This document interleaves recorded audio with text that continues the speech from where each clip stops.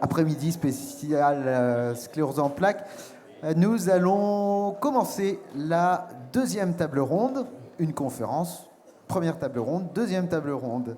La sclérose en plaques avec ses répercussions sur le quotidien, la vie familiale, affective, la vie professionnelle aussi. Pour les malades et pour les aidants, il y a des dispositifs. Et c'est parfois un peu difficile de s'y retrouver et de les accepter aussi. Alors comment renforcer le soutien quand la vie personnelle et professionnelle est impactée? C'est le thème de cette dernière table ronde de la journée. Nos invités sont Anaïs No, vous êtes ergothérapeute à l'APF, l'Association française de défense et de représentation des personnes en situation de handicap. Aline Niègre, vous êtes assistante sociale à l'APF également. Cathy Ordonneau, vous êtes psychologue clinicienne au Grand Feu et vous animez le café des aidants dans la ville. On en reparlera de ce rendez-vous un petit peu justement. Et puis Alice Balu nous a rejoint de la plateforme de répit Sud de Sèvres et vous nous expliquerez ce qu'est cette plateforme et comment on peut en bénéficier. Alors on va graviter autour de ces différents thèmes qui vont s'afficher ici à l'écran. Je laisse les derniers invités s'installer. Voilà, on va graviter pendant cette dernière heure autour de ces différents items. Ça concerne tous les citoyens, si vous voulez, mais évidemment, quand on est plus ou moins impacté par la sclérose en plaques, il y a des choses spécifiques à expliquer. Dispositions réglementaires avec les droits, les aides, les solutions pour se loger, se déplacer, travailler. C'est vrai que c'est parfois un petit peu difficile de s'y retrouver. Aline Niègre, il y a des subtilités à connaître une fois le diagnostic posé. En fonction de l'âge, il faut s'adresser à l'APA ou à la MDPH. Alors déjà, je veux bien que vous nous réexpliquiez à quoi correspondent ces acronymes APA et MDPH. Donc, l'APA, c'est l'allocation personnalisée à l'autonomie. Donc, c'est un dispositif du conseil départemental. Et la MDPH, c'est la maison départementale des personnes handicapées qui permet d'obtenir un certain nombre de droits que nous allons développer un peu plus tard. Et alors, en fonction de l'âge, on va s'adresser à l'un ou à l'autre, c'est bien ça? Alors, en fait, en fonction de l'âge, l'APA, effectivement, c'est un dispositif pour les personnes de plus de 60 ans. La MDPH, c'est ouvert à tous, de la naissance il n'y a pas d'âge limite. Il y a juste une petite subtilité pour la prestation de compensation du handicap. Donc, c'est à peu près l'équivalent de l'APA, l'allocation personnalisée à l'autonomie. Effectivement, il faut avoir déposé son dossier et être éligible à cette prestation avant ses 60 ans pour pouvoir en bénéficier au-delà de 60 ans. J'espère que c'est à peu près clair. Mais vous êtes là après pour nous expliquer. Voilà. Au sein de l'APF, on peut se rapprocher. Un mot peut-être sur l'APF, justement, comment on se rapproche de vous pour avoir toutes ces explications ici, dans les Deux-Sèvres. Donc, APF France Handicap, en fait, c'est une association nationale. Au sein des Deux-Sèvres, il y a la délégation départementale qui peut être un partenaire qui peut être sollicité, en fait, quand on n'est pas orienté vers un de nos services. Cette délégation, elle permet de, par exemple, participer à des activités de loisirs le jeudi après-midi. Il y a également un groupe CEP, donc pour les personnes atteintes de CEP, qui se réunit régulièrement et qui peuvent monter des projets où c'est aussi un moment de partage et de convivialité entre ces personnes. Et à la délégation départementale, il y a aussi possibilité d'avoir des informations justement sur ces droits. Et après, nous, Anaïs et moi, et puis d'autres collègues qui sont également présentes ou non aujourd'hui, on fait partie du SAVS, donc c'est un service d'accompagnement à la vie sociale, et un SAMSA, un service d'accompagnement médico-social pour les adultes en situation de handicap, où on peut intervenir au domicile des personnes, après avoir été orienté par la MDPH vers notre service, pour vous accompagner en fait dans différents projets au sein de votre domicile. Accrochez-vous, il va y avoir beaucoup d'acronymes dans cette dernière table ronde. Mais c'est pas grave si on les retient pas. Vous êtes là pour nous les expliquer. Alors, on commence par les droits, parce que ça nous a semblé être la porte d'entrée pour après parler de l'emploi, du logement, de la vie quotidienne, de la mobilité. Quels sont ces droits, justement, à partir du moment où on a un diagnostic de sclérose en plaques? Quelle est la démarche en termes de droits? Alors justement, en termes de droit, il est important de déposer un dossier auprès de la MDPH, donc la Maison départementale des personnes handicapées. Au sein de la MDPH, il y a des assistantes sociales qui peuvent vous recevoir en fait, du lundi au jeudi, le matin, pour justement vous aider à constituer le dossier et voir à quel droit vous pouvez prétendre. Parce qu'en fonction de votre situation, vous pouvez par exemple obtenir une reconnaissance de la qualité de travailleur handicapé si vous recherchez un emploi ou si vous êtes en emploi et que vous avez besoin d'un aménagement de votre poste de travail. Vous pouvez aussi obtenir une carte de stationnement si votre périmètre de marche est plus restreint. Enfin voilà, il y a un certain nombre de droits qui peuvent être obtenus et donc c'est important de pouvoir faire cette demande-là auprès de la MDPH. Il y a également les assistantes sociales de secteur ou les assistantes sociales de la sécurité sociale ou de la MSA qui peuvent aussi vous accompagner pour obtenir ces droits parce que le dossier peut être un peu compliqué à compléter quand on n'est pas habitué à le faire. Je pense qu'il y a des témoins dans la salle. Je vois des têtes hochées, effectivement. On en reparlera après. Vous aurez un temps pour parler de votre expérience ou vous poser vos questions. J'imagine que on fait valoir ses droits, mais il y a un cheminement peut-être, Cathy Ordonneau, pour accepter aussi de faire valoir ses droits. Il y a cette annonce du diagnostic. Après, on nous dit MDPH, tout ça. Enfin, ça doit être compliqué. Comment se passe le suivi, justement, psychologique des patients? Alors, le suivi, l'accompagnement psychologique, on va dire, c'est un accompagnement en fait qui se déroule au rythme de la personne et surtout en fait dans une temporalité complètement différente qui appartient à chacun. Au moment où on nous annonce en fait être porteur de cette maladie, on peut imaginer que c'est un peu le ciel qui nous tombe un peu sur la tête. Donc ce moment-là où on peut avoir besoin de reprendre un peu ses esprits avant même de se lancer en effet dans tous ces dispositifs-là, aux acronymes un peu complexes, ça c'est certain. Certaines équipes sont dotés de psychologues. Donc, j'ai entendu là les collègues infirmières de l'hôpital de Niort qui proposaient un accompagnement formidable, c'est certain. Donc, je m'étais interrogée si elles avaient en plus une collègue psychologue qui pouvait en fait étoffer l'accompagnement. Mais c'est précieux. Toutes ces rencontres avec les infirmières ou les psychologues dans les premiers temps après l'annonce, c'est évidemment important. Pour autant, certaines personnes choisissent de digérer, si je puis dire, ou de vivre, d'accueillir ce diagnostic seul. Enfin, l'aide n'est pas obligatoire, il n'y a pas de nécessité ou d'obligation à être accompagnée, mais du moins pour les personnes qui le souhaitent, c'est évidemment un espace qui peut être intéressant. Et puis, on l'a, je crois, dit beaucoup depuis le début de l'après-midi, cette maladie qui évolue. L'un de ses caractères en fait les plus spécifiques, c'est quand même justement cette imprévisibilité, cette incertitude à laquelle elle nous fait nous confronter. On connaît, on a tous répété l'évolution, et pour autant, elle évolue comment, quand on a à vivre avec cette incertitude-là. Et on peut imaginer combien ça puisse générer de l'angoisse. Donc là aussi, dans l'espace psychothérapeutique, on peut être amené à travailler sur cette angoisse que nous fait vivre la maladie. Donc il n'y a pas de notice ou de mode d'emploi, en fait. Mais en termes de droit, est-ce qu'il faut aller vite quand même à faire les dossiers? Parce que j'imagine qu'il y a un délai après, le temps que ce soit accepté. Souvent, la temporalité psychologique n'est pas la même que la temporalité administrative. Aline Liègre. Alors le délai, il y a des collègues qui sont présents de la MDPH. Le délai, je dirais qu'il est environ de 4 à 6 mois. Ça dépend à peu près de la période. Alors ça peut être plus long, ça peut être des fois plus rapide, ça dépend. Après, le tout, c'est d'avancer aussi en fonction de là où en est la personne. Faire un dossier pour absolument faire un dossier, voilà, c'est plutôt que c'est important de faire ce dossier parce que ça permet quand même d'ouvrir des droits qui peuvent après faciliter en fait le quotidien et permettre de compenser parfois certaines problématiques rencontrées par la personne. On a reparlé de l'évolution de la pathologie. Est-ce que le dossier il doit évoluer aussi? Est-ce que les droits évoluent? Alors ça a un peu évolué. De plus en plus, les droits peuvent être attribués pour des périodes plus longues, mais et encore maintenant, les droits sont attribués pour des durées limitées. Donc ça oblige aussi à refaire des dossiers régulièrement. Oui, ça c'était une promesse du gouvernement d'Elisabeth Borne de faire évoluer cette partie-là, d'avoir des durées plus longues. Alors ça évolue petit à petit, oui. Je vois de plus en plus de notifications qui ont des durées beaucoup plus longues qu'auparavant. Mais ce n'est pas encore le cas pour tout.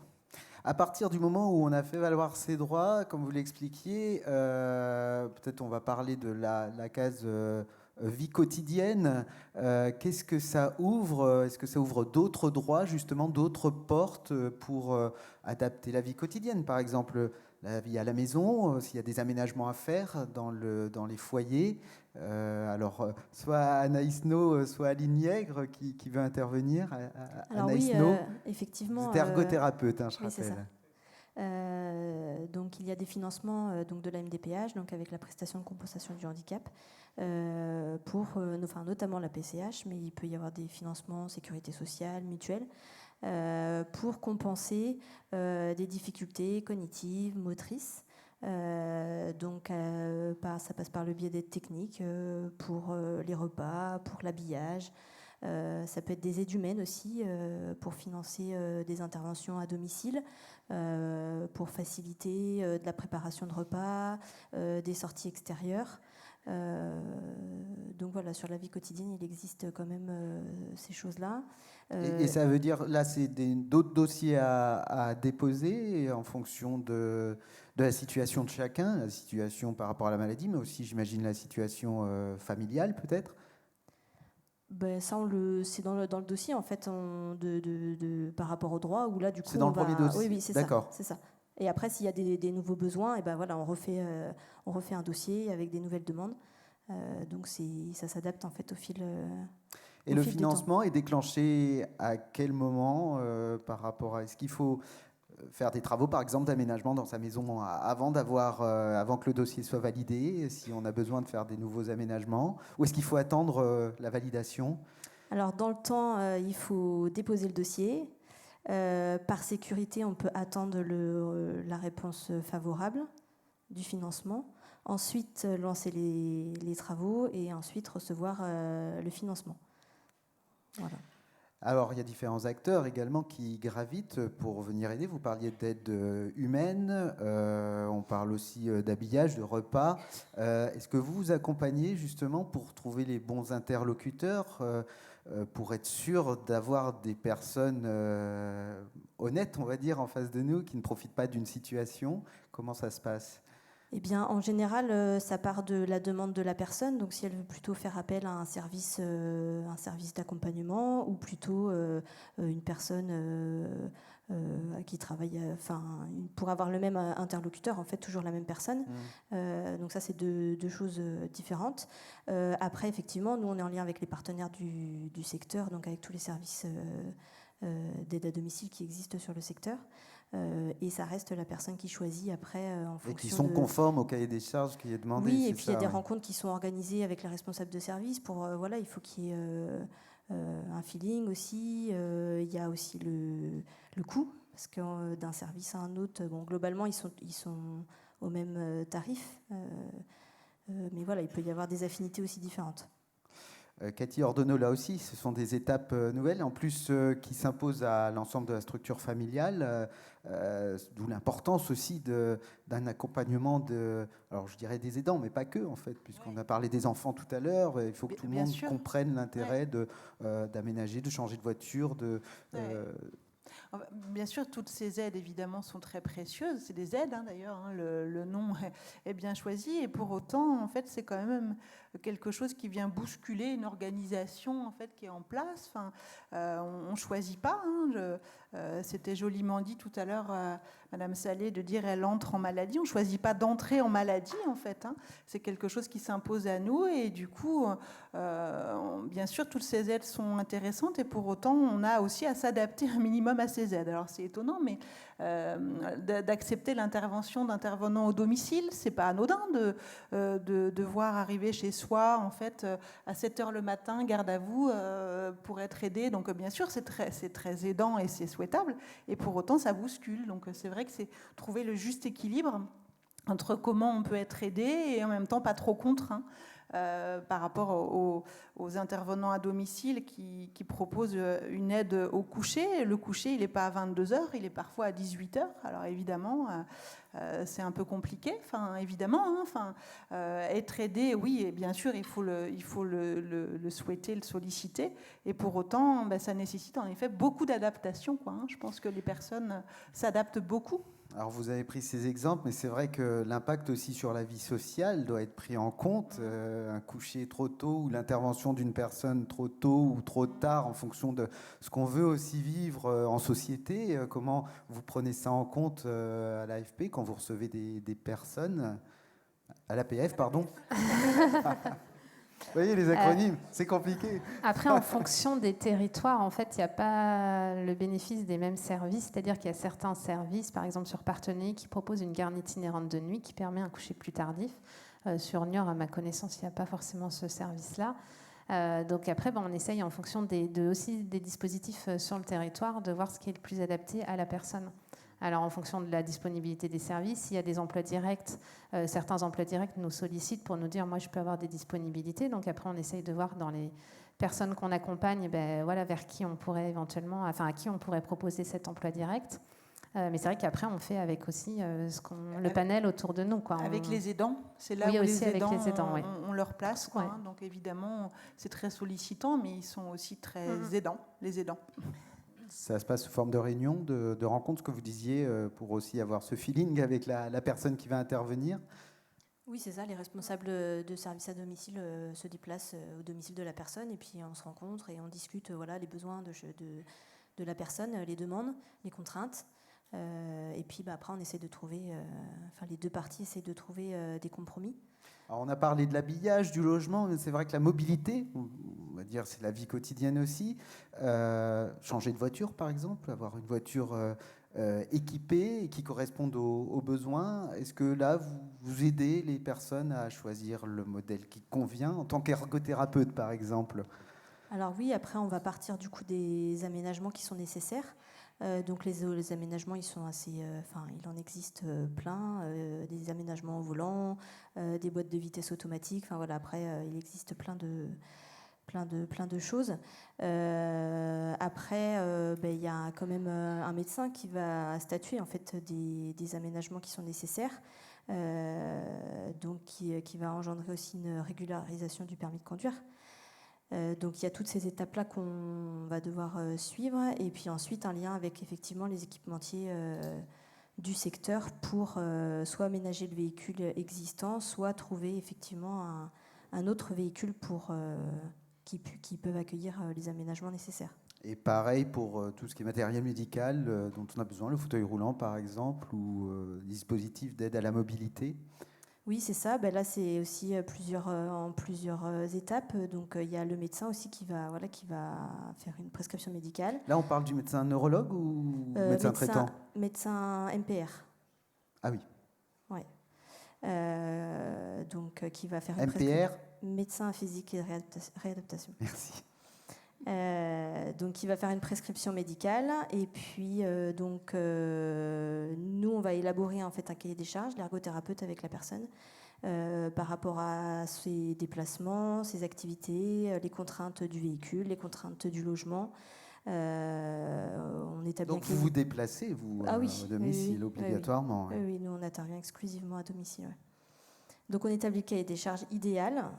Ensuite, on détermine plusieurs modèles de fauteuils qui sont essayés à domicile sur des temps plus ou moins longs. Et après, c'est la personne qui détermine, en fait, qui évalue différents matériels et qui détermine le fauteuil idéal. Vous, votre travail d'assistante sociale à Ligne-Liègre, il intervient tout au long ou c'est au début, lorsqu'on veut faire valoir ses droits, ou vous intervenez là à nouveau quand il y a besoin, par exemple, d'un nouveau véhicule? Alors du coup, j'interviens en complément de ma collègue ergothérapeute, justement pour reconstituer un dossier MDPH si nécessaire, par exemple pour l'aménagement d'un véhicule, pour faire valoir ce droit-là. Après, si c'est pour un fauteuil roulant, ça peut être de vérifier avec la mutuelle s'il y a une prise en charge par la mutuelle. On intervient en complémentarité en fait. Alors, on va parler de la vie professionnelle maintenant, parce que effectivement, on a vu, Mélissa Salé aujourd'hui est stagiaire, donc il y a cette vie professionnelle qui continue. Là encore, il y a une acceptation de la maladie, mais il y a accepté aussi peut-être de travailler différemment par rapport à avant, Cathy Ordonneau. Et puis il y a aussi l'employeur qui doit accepter ces nouvelles je vais dire contraintes, mais c'est une nouvelle façon de travailler en tout cas. Comment ça se passe en pratique? En pratique, alors moi je peux vous parler de la pratique que je peux avoir avec mes collègues au Grand Feu, dans le sens où on a une équipe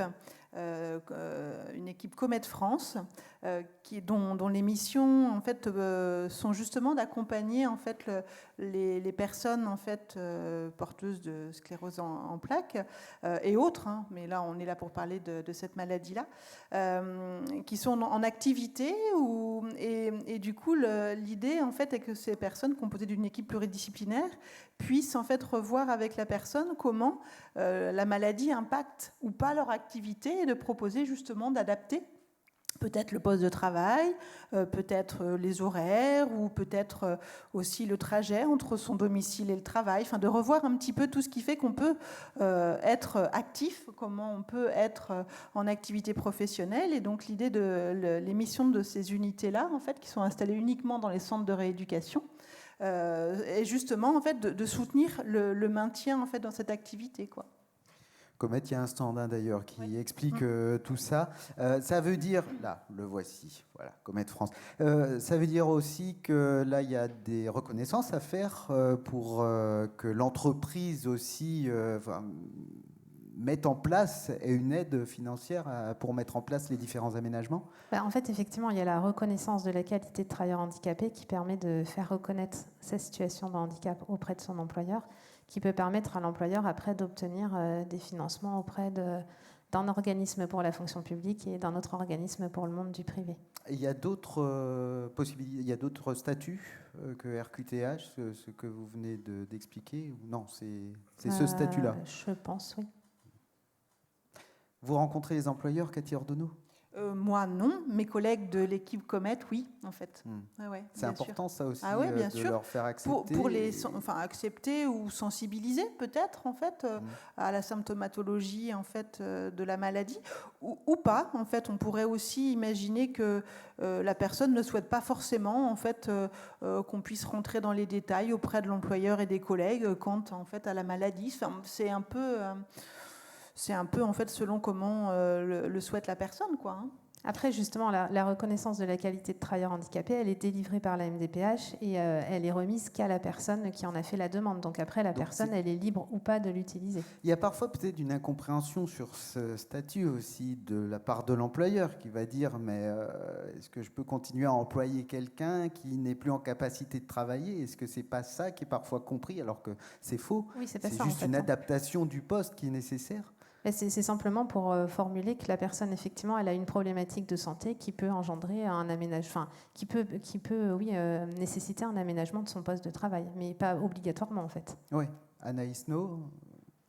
Oui. Alors après, en ergothérapie, on peut aussi être présent pour trouver des stratégies pour aménager le poste de travail. Et rassurer donc l'employeur? Oui, aussi. Oui, parce qu'il y a aussi des financements qui existent pour avoir du matériel adapté. Quand on parle de matériel adapté, c'est quoi? Ça va être un bureau adaptable, ça va être... Oui, des chaises de bureau spécifiques, avec des appuis spécifiques, par exemple. Et là aussi, ça peut évoluer dans le temps? Ou est-ce qu'il y a des contraintes de temps? C'est-à-dire, non, j'ai un matériel, je ne peux pas le changer avant 2 ans Alors oui, il y a sans doute, effectivement, là je ne connais pas exactement les délais, mais il y a sans doute effectivement un délai sur lequel on ne peut pas changer tous les ans, par exemple. Mais il y a une période d'essai peut-être pour être sûr que ça soit adapté. Alors pour du matériel pas trop spécifique, peut-être ça peut être essayé, effectivement, ça peut être trouvé et essayé. Quand c'est du matériel très très spécifique, en général, c'est sur commande, donc on peut, quand on commande après. Est-ce qu'il y a des homologations spéciales là pour ce matériel? C'est du type spécial? Là, je ne sais pas. Il y a un partenariat avec les services de médecine du travail. Hein. Je pense que c'est quelque chose qui se fait de pair, en fait. Hein. Les services travaillent aussi avec les services de médecine de travail dans ces situations-là. Oui, parce qu'on est dans le droit du travail, là aussi, après, effectivement, une adaptation du droit du travail. On va parler alors on a parlé un peu de cette vie familiale, cette vie professionnelle, puis il y a la vie sociale, on en a touché 2 mots, mais il y a ces activités parfois on se dit... Est-ce que je fais une croix dessus? Ben non, en fait, parce qu'il y a des possibilités, les loisirs, les vacances. Là aussi, il y a des choses qui existent. Vous allez nous en parler maintenant. Aline Yegg. Alors, au sein de notre service, on a une éducatrice spécialisée dont justement, elle travaille ce sujet-là avec les personnes qu'on accompagne, de voir avec elles, en fait, quels sont leurs centres d'intérêt, ce qu'elles aiment faire, et elle recherche après avec elles les activités qui pourraient leur être adaptées, en complément de ce que je vous disais tout à l'heure, qui peut être proposé par la délégation départementale de l'association. Alors, par exemple, on est dans des activités de loisirs, là, hein, c'est bien ça? Oui. Pas l'activité physique adaptée qui va être recommandée par les médecins. Alors ça peut être une activité sportive qui n'est pas activité physique adaptée. Par exemple, je ne sais pas, du foot fauteuil, de la sarbacane, voilà, qui est une activité plutôt de loisir. Et là, pour ça, il y a des aides qui existent, des aides financières? Alors tout dépend quelle est la dépense. Ça peut être une aide financière pour le transport plutôt. Éventuellement, pour le coût de l'activité de loisir, c'est un coût comme tout à chacun, une adhésion à une activité de sport, donc il n'y a pas forcément d'aide là-dessus. Mais par contre, c'est vrai que le transport, qui peut être plus compliqué, là, il y a besoin d'une aide si on veut que la personne continue à vivre voilà. Après, une vie de loisir. Sur Niort, il y a un transport adapté. Mais effectivement, après, quand on dépasse le Niortais, ça peut être plus compliqué de faire le trajet jusqu'à Niort. C'est-à-dire en Gâtine, ailleurs qu'à Niort? Oui, c'est ça. Alors après, il y a les réseaux de transport solidaire qui se développent, qui permettent de faciliter les transports. Mais là, c'est pour les personnes qui ne peuvent plus elles-mêmes conduire leur propre véhicule. Donc là, on est vraiment territoire par territoire, si je comprends bien. Oui. Parce que notre service intervient sur tout le territoire, on ne l'a peut-être pas précisé au départ. Mais tout le territoire des Deux-Sèvres. Oui, bien sûr. Vous êtes une antenne départementale, vous l'avez Oui. dit, hein, vous êtes une antenne départementale. Et concernant ces vacances, par exemple, ces congés, vous accompagnez, là aussi, il y a des structures qui existent pour recevoir des personnes en situation de handicap? Alors, il y a effectivement des organismes qui proposent des séjours de vacances adaptés, soit de manière individuelle, soit en groupe. Donc ça peut être une possibilité. En fait, après, on peut aussi accompagner un projet vacances d'une famille qui souhaite elle-même organiser ses propres vacances. Et puis là-dessus, il peut aussi y avoir des financements en fonction du type de projet. On n'a pas expliqué où vous étiez, à Niort, où se situait la délégation départementale? Alors, on est situé avenue de Nantes. Avenue de Nantes, d'accord. Il faut prendre rendez-vous pour venir vous rencontrer? Oui, c'est mieux. C'est mieux. Après, la délégation départementale reçoit sans rendez-vous, mais sous réserve que la personne puisse être disponible au moment où la personne vient. Mais oui, c'est mieux sur rendez-vous. Et là aussi, il faut préparer son rendez-vous. Comme tout à l'heure, la consultation. Il faut savoir les questions qu'on veut poser, qu'on veut vous poser. Alors après, ça peut être juste à titre d'information. On peut venir se renseigner, savoir qui on est, quel est notre service, etc. Une ligne téléphonique également? Enfin, je veux dire, où on peut avoir des réponses ou c'est juste pour prendre rendez-vous? Non, on peut effectivement obtenir des réponses par téléphone. Par téléphone. Oui. Il y a un autre point, et c'est important d'en parler, c'est cette plateforme de répit, puisque c'est vous, Alice Balu et Emma Moyon, qui avez organisé cette journée. Donc, vous êtes responsable de ces plateformes de répit Sud et Nord de Sèvres. Un jour, peut-être, on sera réconciliés. Mais en tout cas, en attendant, voilà, tous les Deux-Sévriens peuvent y en bénéficier. Racontez-nous, expliquez-nous ce que c'est que cette plateforme de répit, qui peut en bénéficier et comment? Oui, en fait, les plateformes d'accompagnement et de répit pour les aidants, il y a 2 plateformes par département sur toute la Nouvelle-Aquitaine. L'idée, c'est de pouvoir couvrir tous les territoires. L'objectif de ces plateformes, c'est de pouvoir informer et soutenir les aidants, donc ceux qui ont un proche qui présente notamment une maladie neuroévolutive dont fait partie la sclérose en plaques. Donc, avec ces maladies chroniques qui peuvent influer sur le quotidien, beaucoup de choses peuvent reposer sur l'entourage, sur les conjoints, les parents, les enfants, voire même parfois les voisins.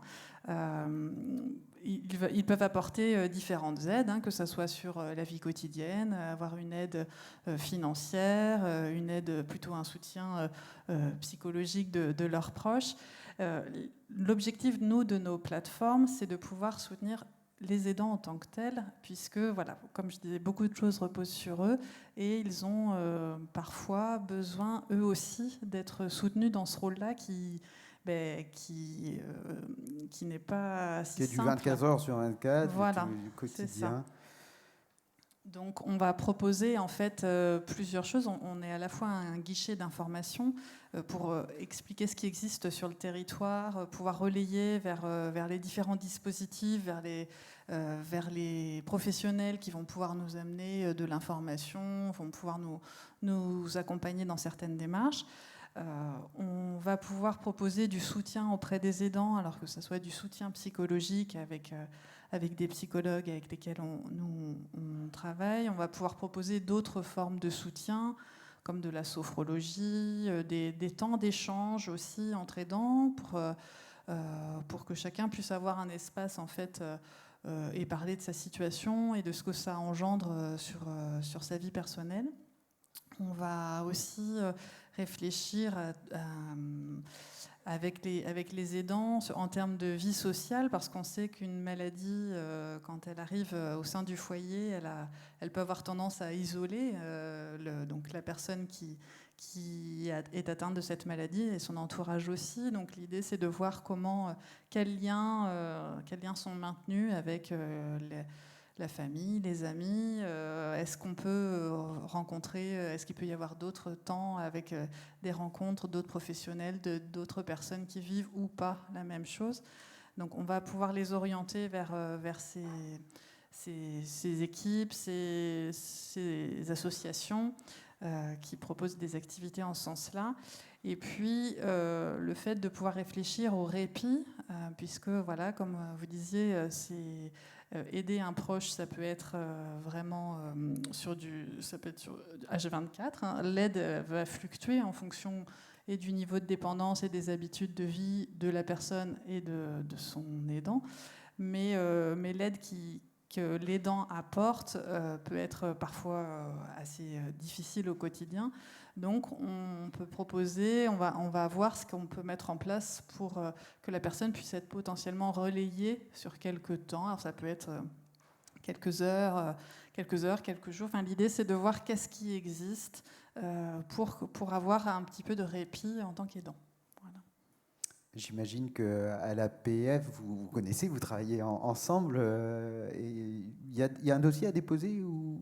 Alors non, pas du tout. Nous, en fait, il y a un numéro unique qui est un numéro partagé avec la DAC-PTA, donc c'est dispositif d'appui à la coordination, donc qu'on connaissait avant sous le nom donc PTA, plateforme territoriale d'appui.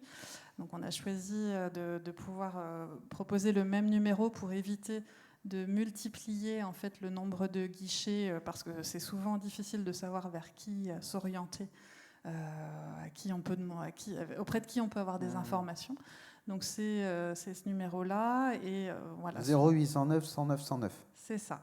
Donc, les personnes nous appellent ou ont connaissance de notre dispositif par le biais de leur service d'aide à domicile, par un service d'accompagnement, par l'association.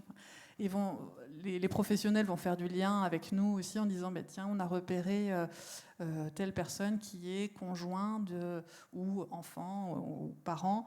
Est-ce que vous pouvez l'accompagner? Et donc là, on prend contact, nous, directement avec les aidants et on voit ce qu'on peut leur proposer de manière individualisée. C'est vraiment... on va à la carte en fonction des besoins des aidants. On a parlé des droits effectivement des personnes malades, mais à l'APF, vous aidez aussi sur les droits des aidants.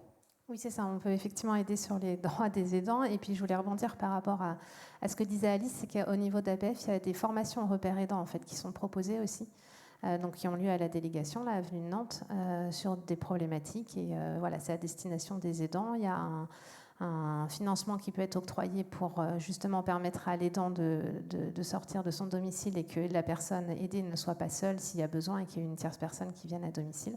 Et voilà, c'est des temps qui permettent aussi aux aidants de se retrouver entre eux, d'échanger sur une problématique avec un père aidant et puis un professionnel en fonction des thématiques proposées. Cathy Ordonneau, on parle des aidants aussi. Vous organisez le café des aidants? Des aidants, oui.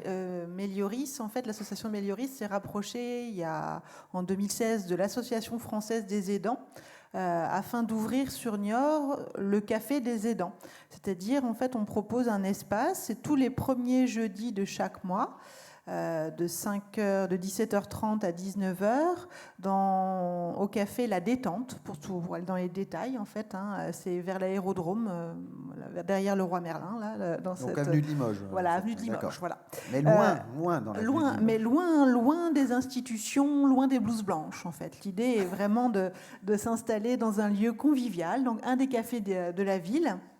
Et l'idée, en fait, c'est de donner un peu une thématique. Alors, chaque mois, on met un thème. En fait, on peut parler de, par exemple, être aidant et comment dire, et l'impact sur sa famille, ou être aidant et prendre soin de soi. Enfin, voilà, des thèmes un peu diversifiés. Et l'idée, est de proposer aux aidants de s'extraire un petit peu du quotidien et de venir passer du temps et d'échanger avec d'autres personnes.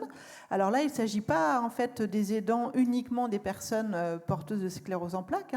C'est des aidants de toute situation. En tête, j'ai des compagnes leur époux ont fait par exemple des accidents vasculaires cérébraux. Une autre personne est aidant de sa mère qui est en EHPAD. Une autre personne est le père d'un enfant qui est autiste. En fait, peu importe, on va dire, entre guillemets, la maladie ou la situation, mais l'idée est que ces personnes sont aidantes et proposent, en fait, passent beaucoup de temps auprès de leurs proches. Et l'idée, c'est de leur proposer un temps convivial, quoi, en fait. Et donc on va évoquer différents sujets. Voilà. C'est vrai que dans la vie familiale, vie quotidienne, on n'a pas parlé de cette vie un peu plus intime aussi au sein du couple. Donc ça peut être évoqué. Oui, bien sûr. On peut parler de être aidant et sa vie intime, être aidant et voilà, tous les aspects. En fait, alors évidemment, on met un thème et pour tout dire, on ne tient pas souvent le thème. Mais concrètement, on a quand même un thème de départ. C'est combien de temps 1h30. 1h30 autour d'un café, et la un fréquence thé. Tous les premiers jeudis de chaque mois. Tous les premiers jeudis de chaque mois. Ouais. C'est les jeudis niortais, presque. C'est les jeudis niortais, toute l'année. Je vous propose d'intervenir, de poser vos questions ou vos réactions par rapport à ce qui a été dit, par rapport aux aides notamment. Monsieur, le micro arrive. Bonjour. Moi, je suis compagnon de Carmen, qui a la sclérose en plaques, et je suis aussi quelqu'un qui est handicapé, qui a fait un AVC. Comme je suis son compagnon, avec la situation, je suis devenu un aidant. Ouais. Et donc, en tant qu'aidant, tant que je suis en forme, ça va. Maintenant, tout ce que vous évoquiez, c'est tout ce que l'on vit. C'est-à-dire, moi, je suis, comme Carmen, nous sommes adhérents à l'APF, qui est un organisme national reconnu, et auprès de l'APF, vous l'avez signalé, j'ai fait dernièrement encore 2 journées de repères aidants, comme j'ai fait des journées de sophrologie. Puisque en tant qu'aidant, au bout d'un certain temps, effectivement, on accumule la fatigue, on pense qu'on est toujours très solide, mais en réalité, le psychologique, à un moment donné, dit « Attention, il y a quelque chose qui se passe ».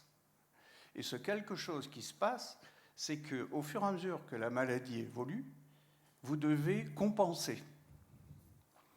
Et en compensant, à un moment donné, il y a une limite. Donc, il faut trouver un dérivatif.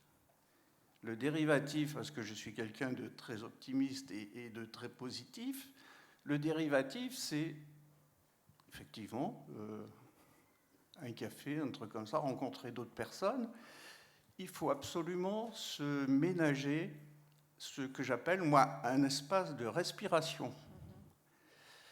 Autant pour l'aidant que pour la personne malade. Donc, au jour d'aujourd'hui, nous sommes dans une situation où on gère au mieux. Et par ces dérivatifs, notamment par l'APF ou d'autres organismes, on arrive à respirer. Hein ? Moi, je suis admiratif concernant tous les services que vous avez cités. Je suis très admiratif, et que ce soit le conseil départemental, soit l'APF, que ce soit la MDPH, les ergothérapeutes, etc., etc. Je suis très content de vous.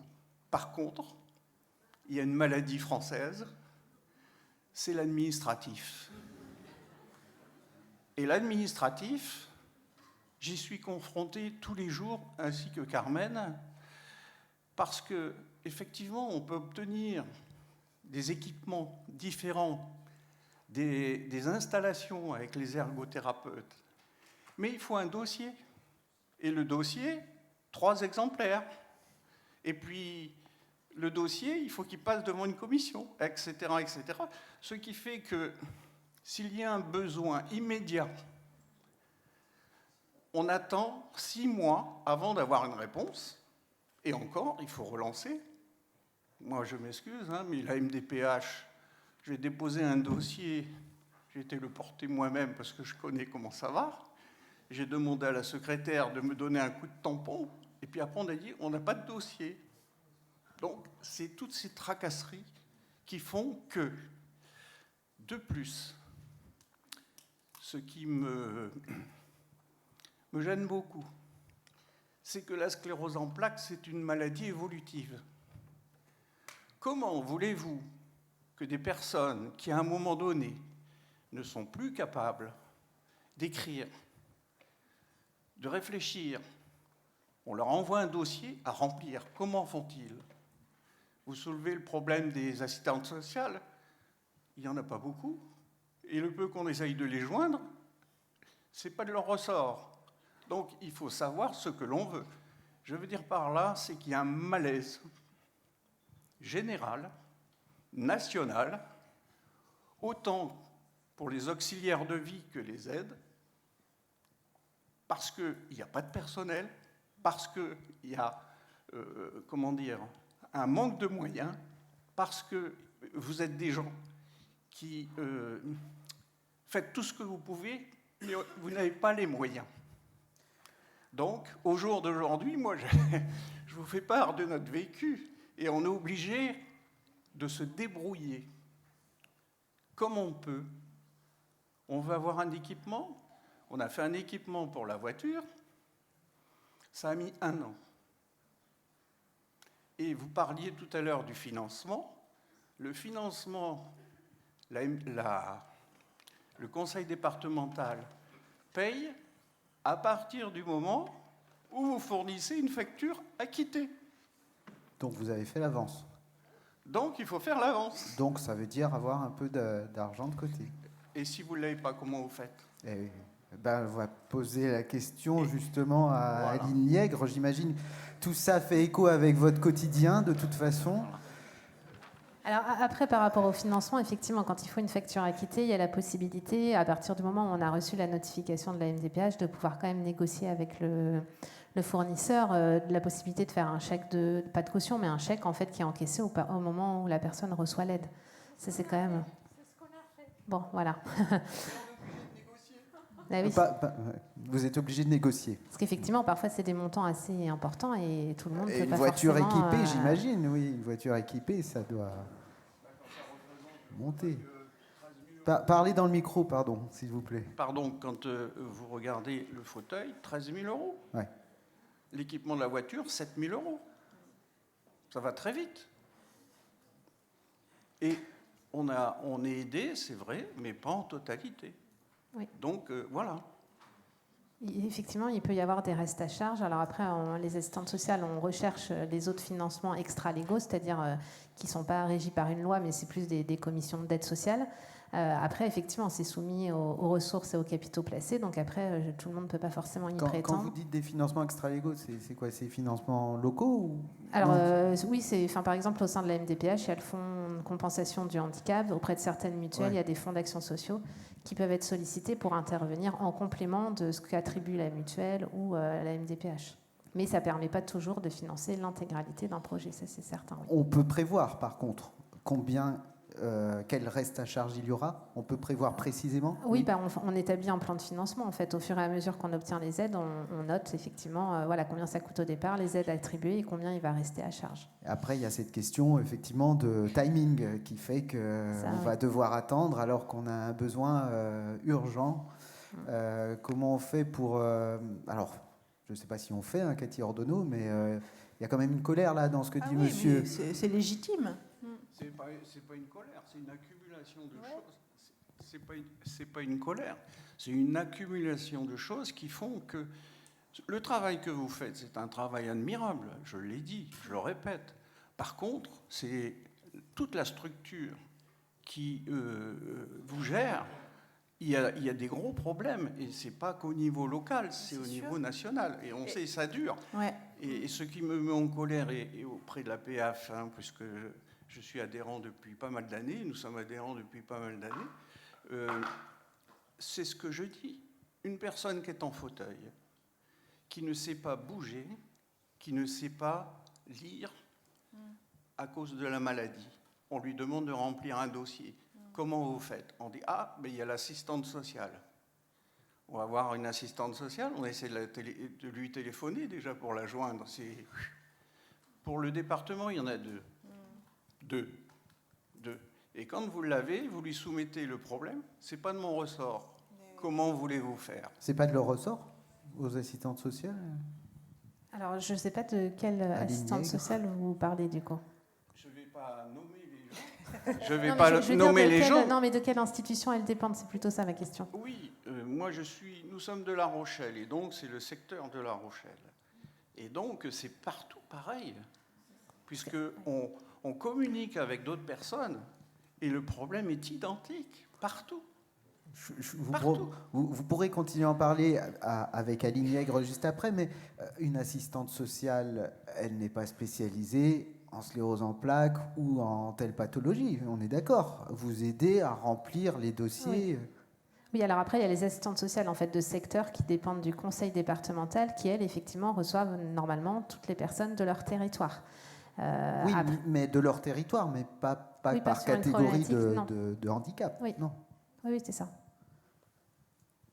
Oui, vous vouliez intervenir, Anaïs? Non, pardon. Est-ce qu'il y a une autre réaction, un autre témoignage? Il nous reste 5 minutes, on peut prendre encore 5 minutes hein, pour échanger.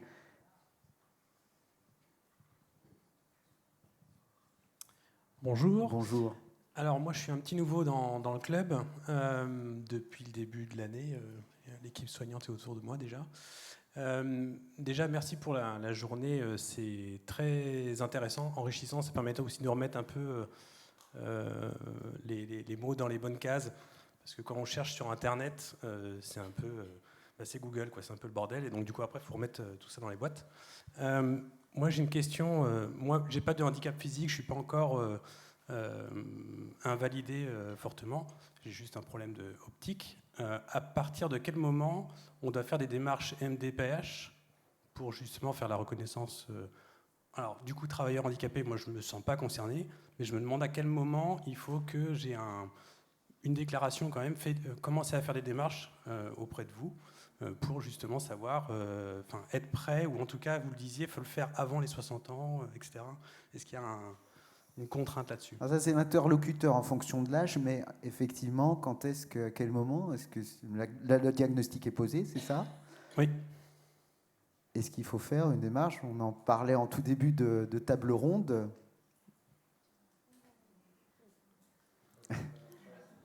Aline Yègre, est-ce qu'il faut venir vous voir? Est-ce qu'on peut attendre encore un peu? Alors, venir me voir, en fait, moi, je dépends d'un SAVS et d'un SAMSA, donc on ne peut pas venir me voir comme ça, en fait. Il faut forcément que je... On vous voit qu'aujourd'hui, alors. Profitez-en. Non, il faut que la MDPH ait orienté la personne vers notre service, en fait. Donc, c'est d'abord la MDPH. Donc, c'est plutôt la MDPH, en fait, qu'il faut pouvoir solliciter et voir directement avec eux. La question, en fait, c'est... Comment dire Est-ce qu'on peut faire valoir ses droits sans les utiliser? Oui, c'est ça. En fait, vous pouvez déposer un dossier auprès de la MDPH pour qu'elle puisse étudier à quel droit vous pourriez prétendre. Après, ça ne veut pas dire parce que vous obtenez, par exemple, une carte de stationnement, mais vous n'en avez sans doute pas besoin et vous ne pourriez sans doute pas y prétendre si votre périmètre de marche n'est pas restreint.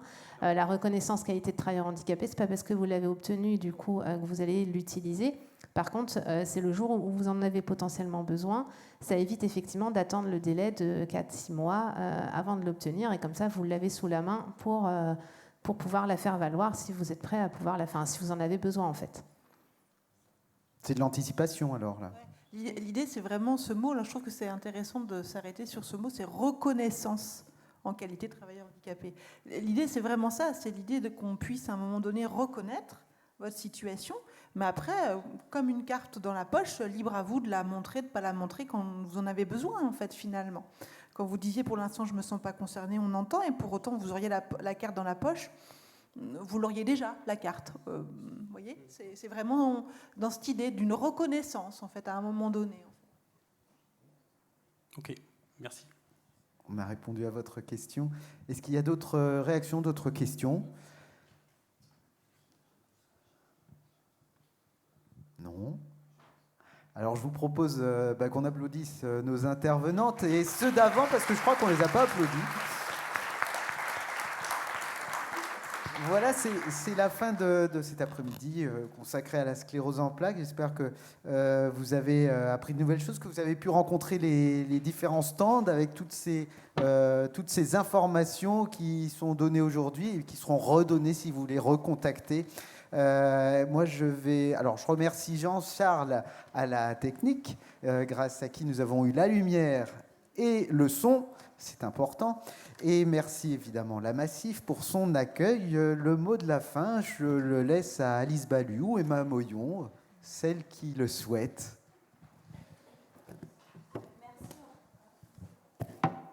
Merci encore à toutes et tous d'être venus aussi nombreux sur cette demi-journée. Voilà, on est ravis que ce soit un vrai sujet et d'avoir répondu en tout cas à vos interrogations et vous avoir apporté de l'information. On remercie vivement les intervenants aux conférences et aux tables rondes, sans qui ça n'aurait pas été possible. Donc merci à vous. Merci encore à la Massif pour l'accueil et la logistique. On reste disponible, bien sûr, les plateformes de répit restent disponibles et à votre écoute pour vous accompagner au quotidien. Donc, n'hésitez pas à nous contacter. Ali, je ne sais pas si tu veux compléter. C'est parfait. Merci vraiment à tous. Merci à tous.